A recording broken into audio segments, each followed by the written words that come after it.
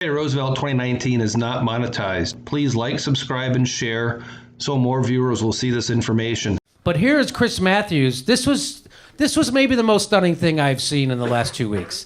Here's Chris Matt. Watch this.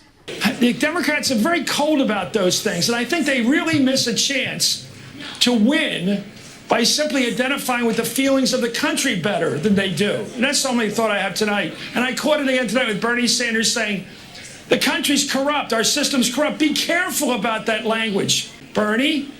Be careful that our system of politics is corrupt.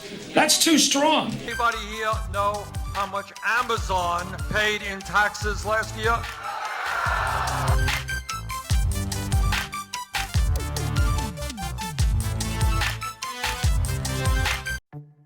For the last few years, I've had this sense that everything I learned as a kid about how America's government works is completely wrong. Why? Because our government is completely corrupt, and everyone knows it. Researchers at Princeton University looked at more than 20 years worth of data to answer a pretty simple question. Does the government represent the people? This axis here represents public support for any given idea. On the left, at 0%, are ideas that not a single American wants. On the right, at 100%, are ideas that everyone supports. This axis represents the likelihood of Congress passing a law that reflects any of these ideas, from a 0 to a 100% chance. On this graph, an ideal republic would look like this. If 50% of the public supports an idea, there's a 50% chance of it becoming law. If 80% of us support something, there's an 80% chance. Take an idea that nobody supports, literally nobody, and it has about a 30% chance of becoming federal law.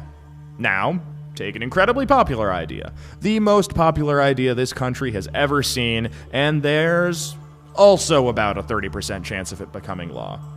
Put another way, and I'm just going to quote the Princeton Study directly here, the preferences of the average American appear to have only a minuscule, near zero, statistically non-significant impact upon public policy. So if you've ever felt like your opinion doesn't matter and that the government doesn't really care what you think, well, you're right. Here is what she's saying is not mainstream.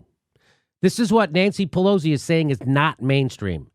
So there you have Medicare for all, 70% of the country on board for Medicare for all. That is super mainstream. Nancy Pelosi will lie to you and deny you health care just like Donald Trump and Mitch McConnell. Why? Because she's corrupt. Nancy Pelosi is corrupt. She's corrupt like Donald Trump. She's corrupt like Mitch McConnell. She's corrupt like John Boehner and Paul Ryan. Nancy Pelosi's corrupt, and she's the one who's keeping health care from you. She's the one who's keeping the wars going. She's the one who didn't prosecute the torturers. She's the one who's keeping you from a living wage. She is the one who won't break up the banks. Nancy Pelosi is your enemy. She's not your friend. She's a right-winger. That's going to freak some people out. Nancy Pelosi is a right-winger. She's not for any of this. That makes her a right-winger. She's cool with Trump's criticism of Ilhan Omar. She's cool with Trump going into Venezuela. She's cool with Trump denying us Medicare for all. Nancy Pelosi is an enemy of yours. She's only a friend of the donors. But there's a catch. This flat line only accounts for the bottom 90% of income earners in America. Economic elites, business interests, people who can afford lobbyists, they get their own line.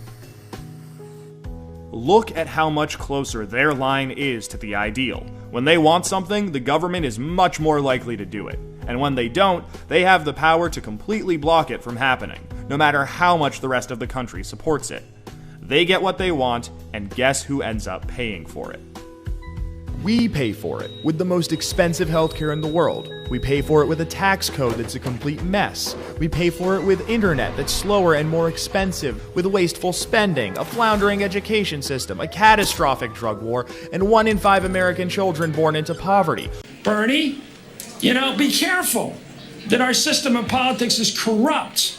That's too strong. I'm sorry, it has corrupt aspects. But to say our democracy is corrupt is a bad starting point with a lot of people's hearts.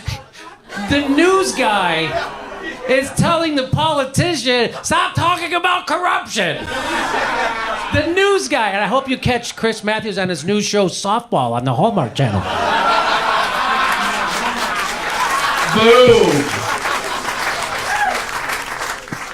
The official softball news anchor of the National Football League.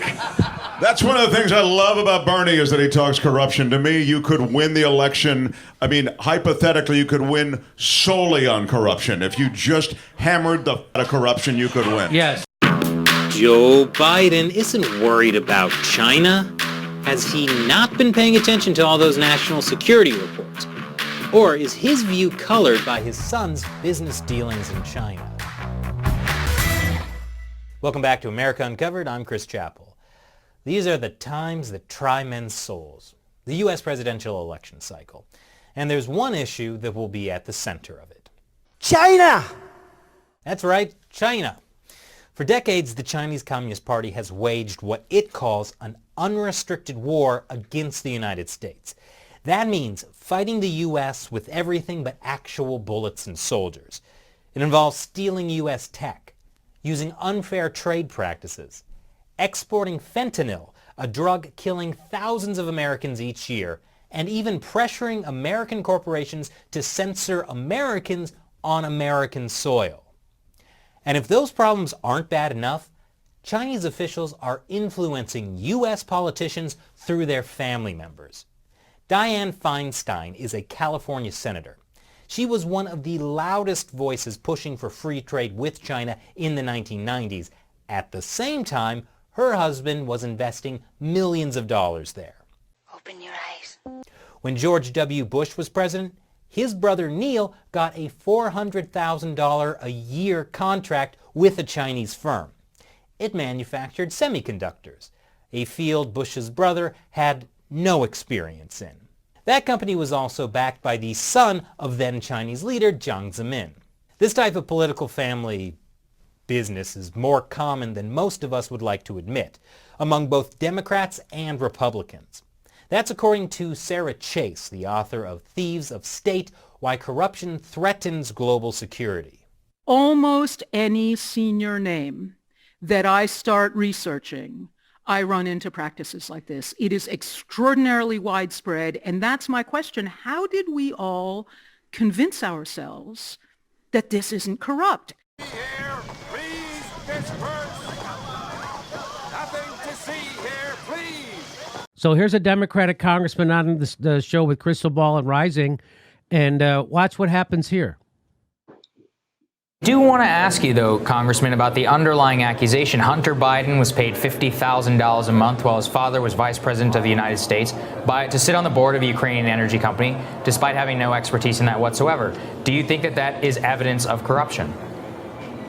So all of this has been discussed in the press, and Ukraine has said there was no substance to that. The president has historically long been involved with conspiracy theories. This is yet another conspiracy theory. But we can't lose sight of this simple fact. We know that Hunter Biden did, in fact, earn $50,000 on this board. That's not a conspiracy theory. We know that he has little to no expertise in Ukrainian energy sector.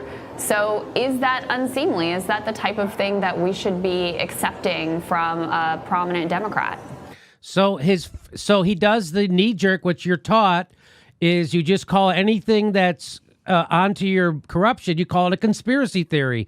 He calls it a conspiracy theory that Hunter Biden had a $50,000 a month job. That's a verifiable fact.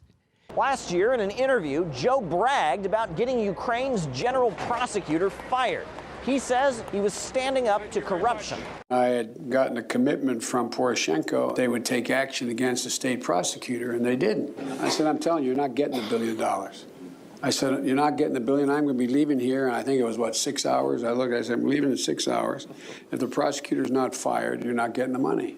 Well, son of a got fired. Well, it just so happens that the general prosecutor was investigating an energy firm in which Joe Biden's son, Hunter Biden, was heavily invested. Because, our government's completely corrupted and everybody's bribed. You know, the people that get elected, they don't represent the people. You dummy.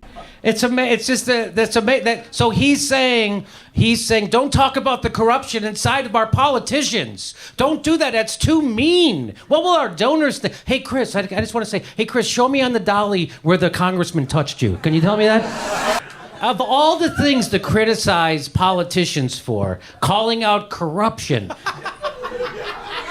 That's it. You tone policing politicians who are calling out corruption. That's what MSNBC is, ladies and gentlemen. Jimmy, we need to keep the money in politics. Are you with me?